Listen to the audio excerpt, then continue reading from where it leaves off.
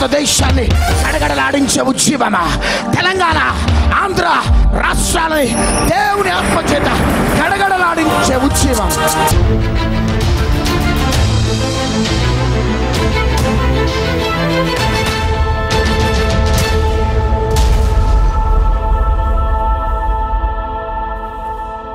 సంవత్సరాలు అవుతుంది.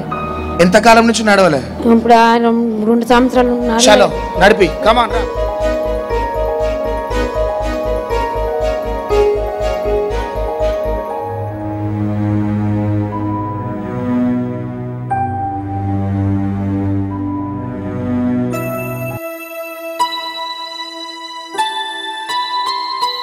కానీ ఈసారి ప్రత్యేకంగా ప్రభు వైజాగ్ పట్టణ ప్రజలకి చెప్పమన్నది ఏంటంటే, మీ కన్నులు 2017లో తెరవబడ్డాయిగా.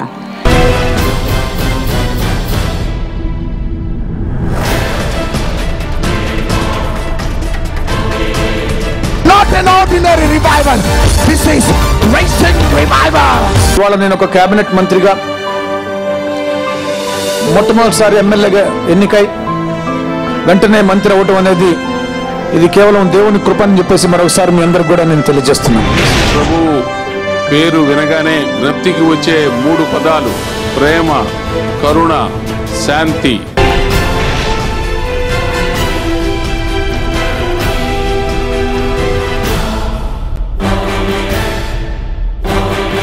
పిల్లులలాగా ఉన్న అపోస్తులు సింహాల్లాగా లేచినారు.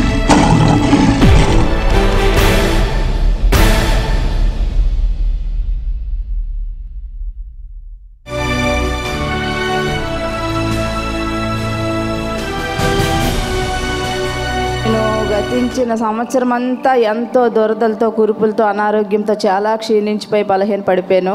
అయితే నాకు ఈ కల్వరి ప్రత్యక్ష సభల ద్వారా ఎన్నో మార్లు ఎన్నో రకాల అద్భుతాలు పొందుకున్నాను. అయితే మొన్న నేను 2 రోజులు వచ్చాను. నిన్న వచ్చేటప్పుడు నేను అనుకున్నాను, నాకు దేవా ఏదైనా ఒకటి అద్భుత కార్యం చేస్తే నేను సాక్ష్యం చెప్పుకుంటానయ్యా, నా సాక్ష్యం విని మరికొంతమంది బలపడతారు, దేవుని రక్షణలోకి వస్తారనే ఆశతో నేను అయ్యగారు నుంచి ప్రేయరాయిలు వేసుకొని మీరు ఎక్కడ అనారోగ్యంగా ఉందో అక్కడ అప్లై చేయండి అని చెప్పినప్పుడు, నేను అయ్యగారు కాదు స్వయంగా యేసు ప్రభువే నాతో చెప్తున్నారని నేను నా మనసులో అనుకుంటూ ఏడ్చుకుంటూ ప్రార్థన చేసి, నా కాళ్ళకి, ముడుకులకి, చేతులకి, ఒళ్ళంతా నాకు దురదలు, కురుపులు, రకరకాల నల్ల మచ్చలతో నేను అసహ్యంగా తయారయ్యాను. రాసుకున్నప్పుడు నాకు అప్పుడే కళ్ళు మూసుకొని ప్రేయర్ చేస్తున్నప్పుడు అయ్యగారు ఏడుస్తూ కన్నీరు కారుస్తున్నారు. నేను కూడా కన్నీరు కారు ఏడ్చి, అయ్యా నా కోసం నువ్వు ఎంత దుఃఖపడుతున్నావు, ఎంత చేస్తున్నావు, నన్ను ఎందుకు స్వస్థపరచలేకపోతున్నావు ఏడ్చినప్పుడు అయిపోయి, అయ్యా నాకు ఈరోజు స్వస్థత వచ్చింది, నేను రేపే సాక్ష్యం చెప్పబోతానని మనసులో అనుకున్నాను అమ్మగారు అనేసి ఇంటికి వెళ్ళాను.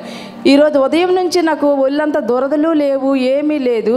ఆ కురుపు ఎండిపోయింది, ఎలాగ ఎండిపోయిందో నాకు తెలియదు. ఈరోజు కూడా నీటిలో పనిచేశాను. అది మొత్తం కురుపుతో చీమ్ పట్టుంది కదమ్మా, చీమ్ పట్టేసి తెల్లగా అయిపోయింది. 1 డేకే హీల్ అయిపోయిందండి. 1 డేలోనే హీల్ అయిపోయింది. మీరు చూస్తున్నారు కదా, చూడండి ఆమె శరీరం అంతా దురద. ఎంతకాలం నుంచి తల్లి?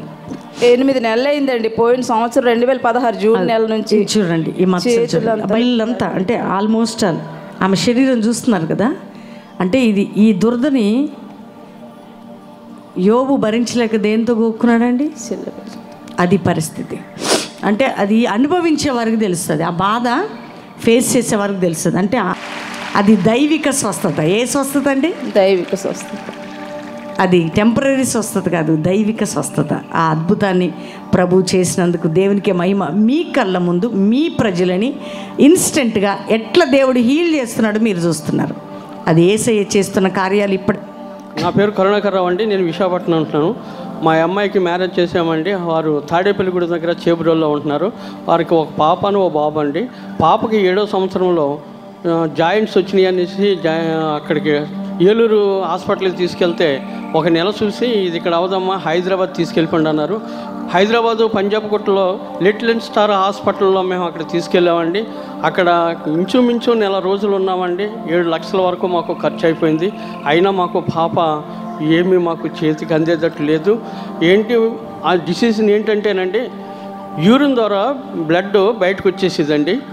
అది స్క్వీను కణాలు తినాలంటే అండి, అది బతికిన కణాలు కూడా తినేస్తాం వల్ల ఆ బ్లడ్ వచ్చేసింది.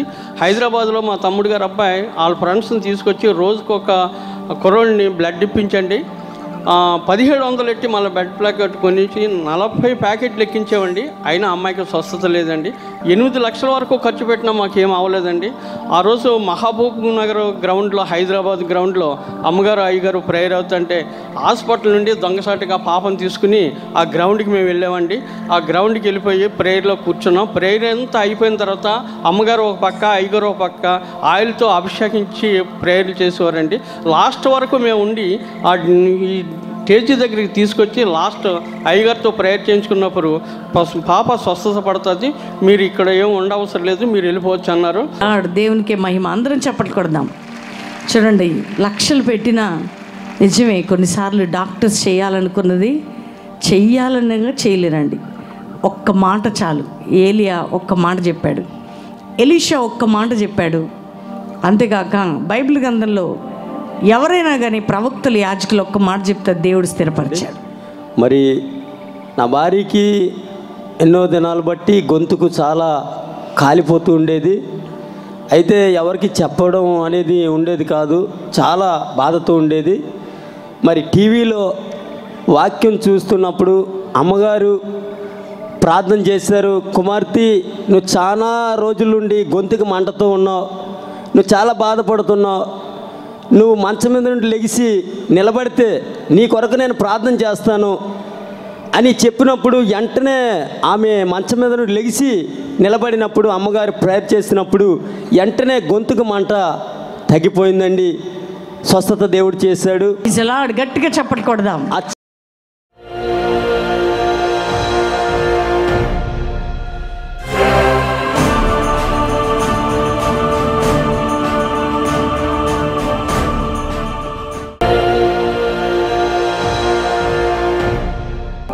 యోహాను సువార్త 20:17. యేసు ఆమెతో, నేను ఇంకనూ తండ్రి యొద్దకు ఎక్కిపోలేదు గనుక నన్ను ముట్టుకొనవద్దు.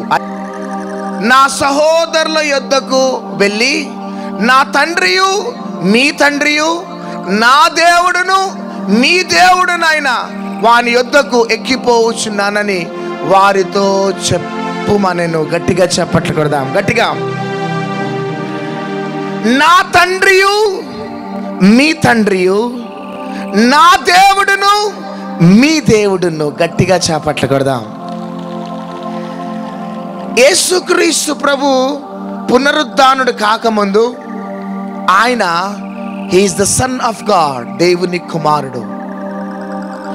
ఆయన చనిపోయి లేచిన తర్వాత ఏమంటున్నాడంటే, నేను మీ సహోదరుడను. ఆమెన్. శిష్యులంతా కూడా యేసయ్య చనిపోక ముందు శిష్యులు లాగానే ఉన్నారు. కానీ మరణించి తిరిగి లేచిన తర్వాత యేసుక్రీస్తుకి సహోదరులుగా మారిపోయినారు. చేతుల పైకెత్తి గట్టిగా చెప్పట్లు పెడతాం. మొదటిసారి చనిపోయి లేచిన తర్వాత యేసయ్య అంటున్న మాట, నా సహోదరులకి చెప్పు, నా శిష్యులకు కాదు, నా సేవకులకు కాదు, నా సహోదరులకు చెప్పు. ఏ తండ్రి అయితే నన్ను చూస్తున్నాడో, ఏ దేవుడైతే నన్ను చూస్తున్నాడో, అదే తండ్రి, అదే దేవుడు మిమ్మల్ని చూస్తున్నాడు. ఇప్పుడు గట్టిగా చెప్పాలా, పెట్టాలంతా. ఎందుకు యేసుక్రీస్తు ప్రభు ఆ దోణిలో వెళ్తున్నప్పుడు ఆ తుఫానులు యేసయ్యని ముంచి వెయ్యలేకపోయినాయి? కారణం ఏంటిదంటే యేసుక్రీస్తు ప్రభువును ఆ 2 కళ్ళు చూస్తున్నాయి. చప్పట్లు కొట్టండి. ఆ దేవుని కన్నులు, ఆ తండ్రి కన్నులు యేసయ్యనే చూస్తున్నాయి. హల్లెలూయా, హల్లెలూయా. యేసుక్రీస్తు పుట్టినప్పుడు హేరోదు మహారాజు యేసుక్రీస్తుని ఫినిష్ చేయాలనుకున్నాడు. కానీ ఏ విధంగా తప్పించబడ్డారో కానీ యేసుక్రీస్తు ప్రభువు, తల్లి అయిన మరియా, యోసేపు తప్పించబడ్డారు. చప్పట్లు కొట్టండి. ఈ హేరోదు మహారాజు చాలా జ్ఞానవంతుడు, సొఫిస్టికేటెడ్ వెపన్. ఆయన ఏ వ్యక్తిని కూడా విడిచిపెట్టాడు, జ్ఞానవంతుడు. అయితే ఎందుకు హేరోదు నుంచి యేసుక్రీస్తు ప్రభు తప్పించబడ్డాడు అంటే, దేవుని యొక్క కన్నులు యేసుక్రీస్తు ప్రభు పై ఉన్నాయి. గట్టిగా చప్పట్లు కొట్టండి. ఒకసారి సైనికులు వచ్చి యేసుక్రీస్తు ప్రభువుని అరెస్ట్ చేయాలని వచ్చినారు. యేసుక్రీస్తు ప్రభువుని ఒకసారి కొండ మీదకు తీసుకొని వెళ్ళి కొండ మీద నుంచి తోసేయాలనుకున్నారు. కానీ యేసయ్య అట్లా వెళ్ళిపోయినాడు అంతే. హల్లెలూయా. ఎట్లా డిసపియర్ అయినాడో తెలియదు, వెళ్ళిపోయినాడు. ఆ శత్రువుకి యేసయ్య మరుగుపరచబడ్డాడు. ఇవన్నీ కూడా 33.5 years ఎందుకు యేసయ్య జీవితంలో జరిగినాయంటే, యేసయ్యని 2 కళ్ళు నిత్యము చూస్తున్నాయి. గట్టిగా చప్పట్లు కొట్టాలా? ఎప్పుడు 2 కళ్ళు చూస్తున్నాయి. సముద్రం మీద దోణలో వెళ్ళేటప్పుడు ఆ కళ్ళు చూస్తున్నాయి. సైనికులు వచ్చి అరెస్ట్ చేసేటప్పుడు ఆ కళ్ళు చూస్తున్నాయి. కొండ మీదకు తీసుకొని వెళ్ళినప్పుడు త్రోసివేయాలనుకున్నప్పుడు ఆ పరలోకం నుంచి ఆ కళ్ళు చూస్తున్నాయి. కాబట్టి ఏ శత్రువు కూడా యేసయ్యను ముట్టలేకపోయింది. హల్లెలూయా. అయితే మనందరికీ శుభవార్త ఏంటిదంటే,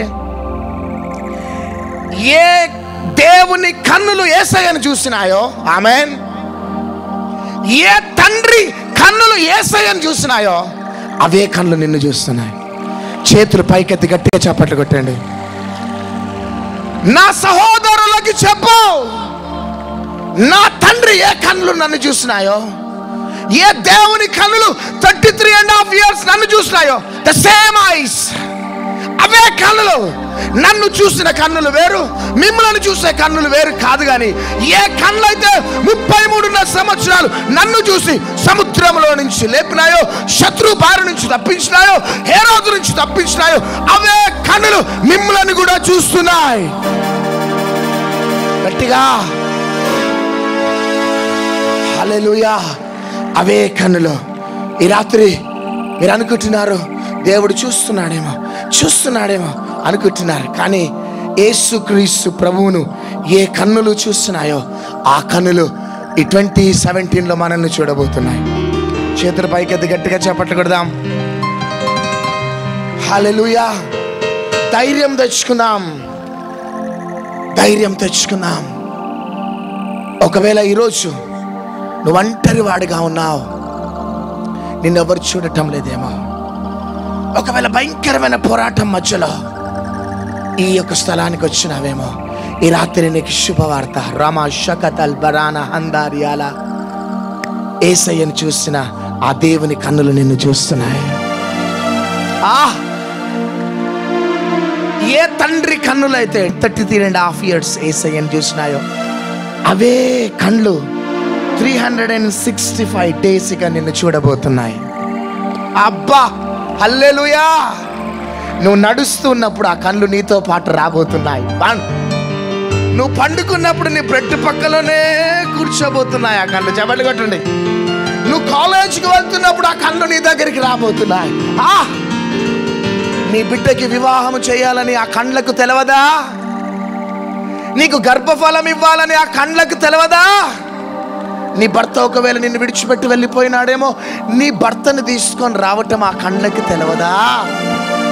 ఒకవేళ నీ భర్త భయంకరంగా త్రాగుడికి బానిస అయిపోయి బ్రతుకుతున్నాడేమో, నీ భర్తని మార్చడం ఆ కన్నులకు తెలవదా? ఏ కళ్ళైతే యేసయ్యను 33.5 years చూసినాయో అవే కళ్ళు ఇది మొదలుకొని మిమ్మల్ని మీ కుటుంబాలను చూడబోతున్నాయి. నెల రోజులు కాదు, వారం రోజులు కాదు, ఈ మీటింగ్స్ అయిపోయేంత వరకు కాదు, సంవత్సరాది మొదలుకొని సంవత్సరాంతము వరకు మనల్ని ఆ కన్నులు ఎల్లప్పుడూ చూడబోతున్నాయి. చేతులు పైకెత్తి గట్టిగా చప్పట్లు. ఈరోజు నా ప్రియ సహోదరుడా, నువ్వెవరిమైనా కావచ్చు బిడ్డ, మేమేదో ప్రగల్భాలు పలకటలే. మా జీవితంలో ఎందుకు మేము యేసయ్యని ఇంత ప్రేమిస్తామో తెలుసా? ఎందుకు రాత్రి పగలు యేసయ్య కోసం పరిగెత్తుతున్నామో తెలుసా? మమ్మల్ని ఈ స్థితిలోకి తీసుకొని వచ్చింది మానవులు కాదు, దేవుడు మమ్మల్ని ఈ స్థితిలోకి తీసుకొని వచ్చినాడు. హల్లెలూయా. ఏ కన్నులైతే ఏ దేవుని కన్నులు యేసయ్యను చూసినాయో, ఏ తండ్రి కన్నులు యేసయ్యను చూసినాయో అవే కన్నులు మమ్మల్ని చూసినాయి. హల్లెలూయా. అవే దేవుని కన్నులు మమ్మల్ని చూసినాయి, అవే తండ్రి కన్నులు మమ్మల్ని చూసినాయి, అవే కన్నులు ఈ 2017లో మిమ్మల్ని చూడబోతున్నాయి. చేతులు పైకెత్తి గట్టిగా చప్పట్లు కొట్టండి అంతా. అరణ్యంలో సితార వాయిస్తూ కూర్చున్నాడు దావీదు. ఏ రోజు దావీదు సింహాసనం ఎక్కుతాడని ఎక్స్పెక్ట్ చేయలేదు. హల్లెలూయా, హల్లెలూయా, ఆమేన్. ఆయన అనుకున్నాడు, ఇక లైఫ్ లాంగ్ నేను ఈ గొర్రెలను మేపుతూ ఇదే అడవిలో కూర్చోవాలి, ఇక నా యాత్ర అరణ్య యాత్రనే అనుకొని సితారా వాయిస్తూ ఆ గొర్రెలను మేపుతూ ఉండేవాడు. కానీ ఒక టైం వచ్చింది, గట్టిగా చప్పట్లు కొట్టండి, గట్టిగా. ఒక టైం వచ్చింది. David, come out from that wilderness. Amen. You are entering into palace. Amen. David, oh David, ఇక అరణ్య అనుభవం లేదు నీకు, నీవు సింహాసనం ఎక్కబోతున్నా. వా, గట్టిగా చప్పట్లు కొట్టాలా. నువ్వు అనుకున్నావు సంవత్సరాల తరబడి ఈ అరణ్యము అరణ్యము అరణ్యం అనుకున్నావు. పక్కన వారితో చెప్పండి, 2016 దాకా అరణ్యము అరణ్యము అరణ్యం అనుకున్నావు. పక్కన వారితో చెప్పండి, కుటుంబ కలహాలతోనున్న అరణ్యం, అనారోగ్యములు అస్వస్థతలు అనే అరణ్యం, ఒంటరితనం అనే అరణ్యం, గర్భఫలం లేని అరణ్యం, మానసికమైన ఒత్తిళ్లు అనే అరణ్యం. ఈ 2016 దాకా దావీదు వలె అరణ్యం అరణ్యం అరణ్యం. కానీ ఈ సభలు ఎందుకంటే దావీదు ఎప్పుడు కూడా ఎక్స్పెక్ట్ చేయలే ఆయన రాజుగా ఉన్నత స్థాయిలోకి వెళ్తాడని. చప్పట్లు కొట్టండి అంతా గట్టిగా. కానీ ఒకానొక టైం వచ్చింది. Samuel, I want to anoint David as the king of Israel. గట్టిగా వా రాబా బాబా గట్టిగా చప్పట్లు కొట్టండి. David, come on David, I want to anoint you. Wow. Samuel, oh Samuel, you must go to Bethlehem. Hallelujah, hallelujah. No more, no more. You must go to Bethlehem. Why Lord? I want to anoint David as the king of Israel. Rabba Shandara Riyala Rabanama Shandara Riyala. గట్టిగా చప్పట్లు కొట్టండి గట్టిగా. దావీదు జీవితంలో అరణ్య స్థితిని నేను సింహాసనముగా మార్చబోతున్నాను. చేతులు పైకెత్తి గట్టిగా.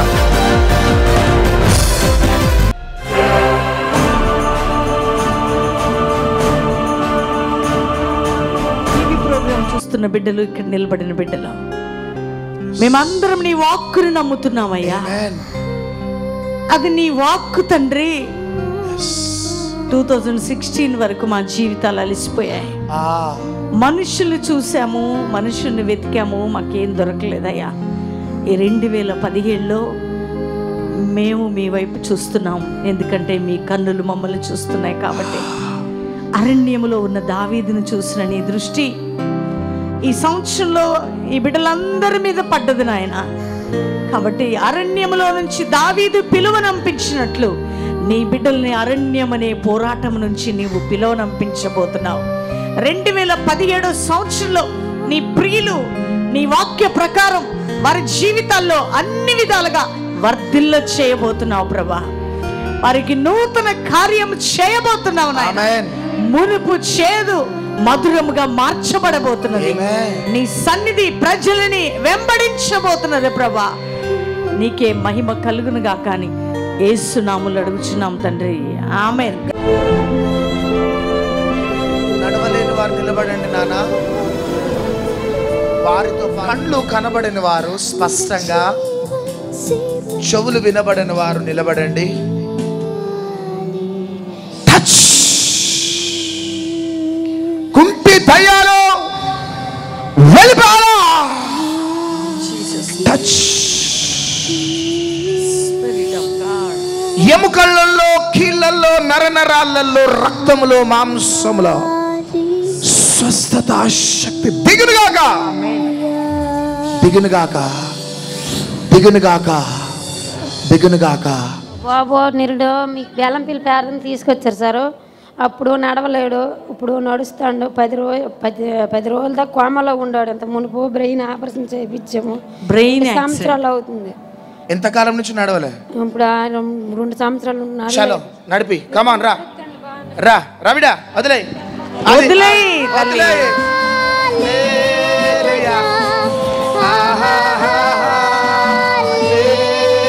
చెప్పట్లు. ఆ తల్లి ఎట్లా ఏడుస్తున్నదా?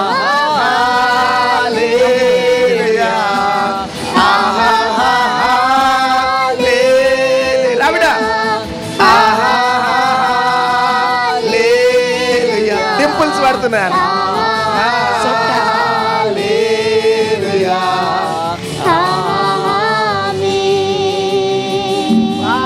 గట్టిగా చప్పట్లు కొట్టాలా? దేవుడు కనికరం చూడండి, ఆ తల్లి ఎట్లా ఏడుస్తుందో బిడ్డ కోసం. నీ కొడుకు నడవకపోతే మీకు ఎంతమందికి బాధ ఉంటుంది? ఆ తల్లి చూడండి ఎట్లా ఏడుస్తుంది. ఏం పేరు రా నాన్నది? తిరుపత. ఇప్పుడే పేరు మార్చేస్తాం. మాకు ఏం పేరు పెడదాం? ఏం పేరు పెడదాం చెప్పాలా? ఈ కుటుంబంలో సంతోషం, ప్రశాంతత వచ్చింది కాబట్టి ప్రశాంత్ రాజ్. గట్టిగా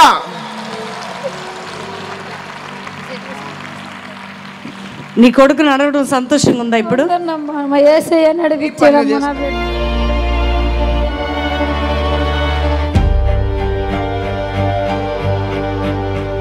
మరి 2015లో మరి అక్కడ 50 రోజులు ప్రార్థన పెట్టేటప్పుడు మేము వెళ్ళాము.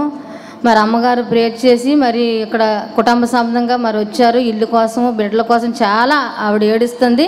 మీ కుటుంబం అందరూ వచ్చారు, మీరు ఒకసారి లెగిసి నిలబడండి అని చెప్పేటప్పుడు మేము అందరం లెగిసాము. అమ్మ నువ్వు కలవర భూమికి మరి నువ్వు వాగ్దానం చేసి నువ్వు కానుక ఇచ్చుకుంటే నువ్వు మళ్ళీ సంవత్సరం కూడా నీ ఇల్లు కడతావు, నీ బిడ్డకు పెళ్లి చేసి వస్తావు, నాకు సాక్ష్యం చెప్తామని చెప్పారు. మరి అయితే ఆ 2015లో జరిగింది. మరి అక్కడి నుండి వచ్చిన కానీ నెల మేము స్పాన్సర్ చేయడం జరుగుతుంది. మరి అలాగే ఈ 9వ నెలలోనే మరి నా బిడ్డకి వివాహం కూడా జరిగింది. Praise the Lord. గట్టిగా చప్పట్టుకొడదాం. చూడండి, కూతురు వివాహం చక్కగా, బిడ్డల వివాహం 10 రోజుల్లో వివాహం జరిగింది దేవునికి ఇవ్వటం ద్వారా. దేవుడు నాకు ఒక కొత్త వాహనాన్ని ఉంచాడు. నేను అనుకున్నాను నాకు కొత్త బండి వచ్చేసరికి 2 సంవత్సరాలు పడుతుందేమో అనుకున్నాను, కానీ 20 రోజులు తిరగక ముందే నేను పాత బండి ఇస్తానన్న తీర్మానము తీసుకున్నాను. కానీ డబ్బులు అయితే పంపలేదు. కానీ వెంటనే నేను ఇంటికి వచ్చేసరికి దేవుడు నూతనమైన బండి నాకు ఇచ్చాడు. అందుని బట్టి దేవునికే మహిమ చెల్లిస్తాను. Praise the Lord. తీర్మానం అయిన వెంటనే, అందుకనే నీ తీర్మానాన్ని ఎవరు చూస్తున్నారు? సాతాను కూడా చూస్తుంది నిన్ను ఆశీర్వదించకుండా ఆపాలని. కానీ ఈ రాత్రి యవనస్తుడు చెప్తున్నాడు కదా, తనకున్నది బండి ఒకటే, అది ఎవరికి ఇద్దాం అనుకున్నాడట? అమ్మి ఏసైకి. యవనులు రావాలి, పెద్దలు రావాలి, వృద్ధులు రావాలి, పాపపు జీవితాలు పట్టబడాలి. అందుకని ప్రామిస్ ల్యాండ్ జనం అంటే అస్సలు ఈ గ్రౌండ్ కూడా పట్టదు, అంత జనాలు వస్తున్నారు. ముఖ్యంగా ప్రవీణ్ పాస్టర్ గారు అద్భుతాలు, స్వస్థతలు, సూచక్రియలు ఎంతో చక్కగా జరుగుతున్నాయండి. ఇక్కడ చాలా దూరం నుంచి వచ్చాం, కానీ మేము దూరం నుంచి వచ్చాం కానీ ఉట్టి చేతులతో మేము వెళ్ళిపోతట్లేదు. ఒక ఉజ్జీవాన్ని మా ఊరికి మేము తీసుకెళ్తున్నాం. ఎంతమందో నడని వారు నడిచారు, చూడకపోయిన వారు చూచారు. ఎన్నో మా కళ్ళతో చూసాం. అద్భుతం చూడలేనిది ఆ పరలోకంలో చూస్తామో లేదో, కానీ ఇక్కడ మాత్రం ఆ యేసయ్య మాత్రం మా అందరి మధ్యన ఉండి ఇదొక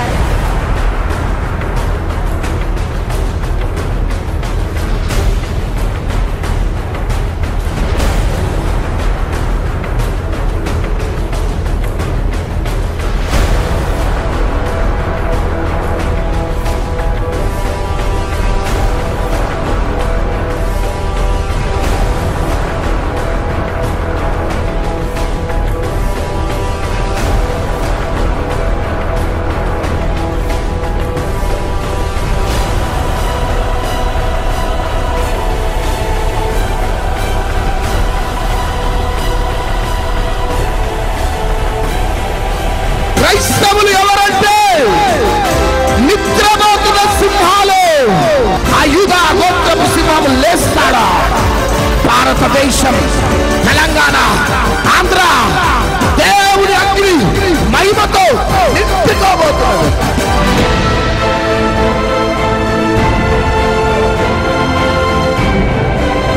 చేతకాని దద్దమ్మలాగా బ్రతికే జీవితం క్రైస్తవ జీవితం కాదు దేవుని బిడ్డలారా. దేవుడు చెప్పింది మనం చేసినప్పుడు కరువులో సజీవులుగా మనల్ని పోషించి మనల్ని నిలబెట్టగలిగిన దేవుడే మేము ప్రకటిస్తున్న ప్రభువైన యేసుక్రీస్తు.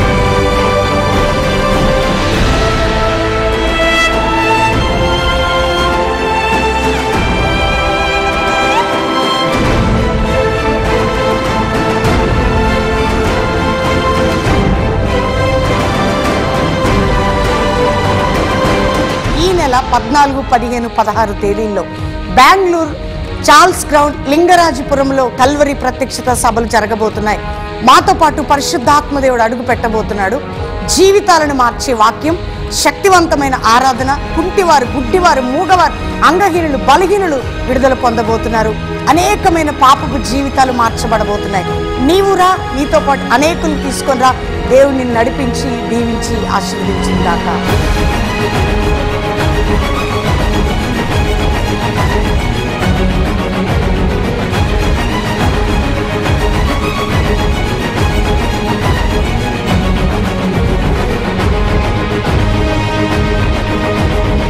మా జైరాబాద్ ప్రాంతంలో ఇంత పెద్ద మీటింగ్ ఎప్పుడు కూడా జరగలేదు. ఎంతోమంది దైవ సేవకులు వచ్చారు కానీ ఇంత పబ్లిక్ ఎప్పుడు రాలేదు. మాకు ఈ దైవ సేవకుడు వచ్చినందుకు మా జైరాబాద్ ప్రజలందరూ చాలా సంతోషంగా ఉన్నారు. అసలు ఇప్పటి వరకు ఇంత జనం చూడడం అనేది ఫస్ట్ టైం. చాలా మీటింగ్లు జరిగినాయి కానీ ఇప్పుడు ఇంత అద్భుతంగా జరగడం చాలా గొప్ప విశేషం.